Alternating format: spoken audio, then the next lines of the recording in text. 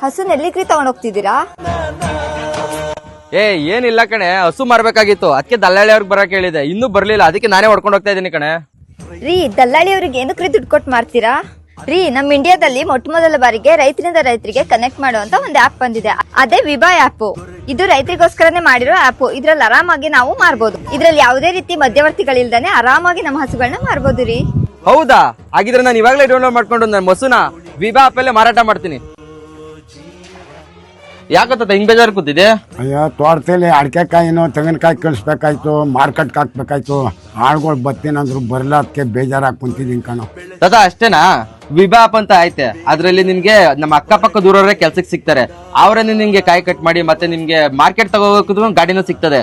ಮತ್ತೆ ನಿಮ್ಗೆ ಗೊಬ್ಬರಗಳು ಬೇಕು ಅಂದ್ರೆ ಗೊಬ್ಬರನೂ ಸಿಗ್ತದೆ. ನಿಮ್ಗೆ ರೈತರಿಗೆ ಬೇಕಾದ ಪ್ರತಿಯೊಂದು ಐಟಮ್ಸ್ ಆ ಆಪ್ ಅಲ್ಲೇ ಸಿಗ್ತದೆ ತದಾ.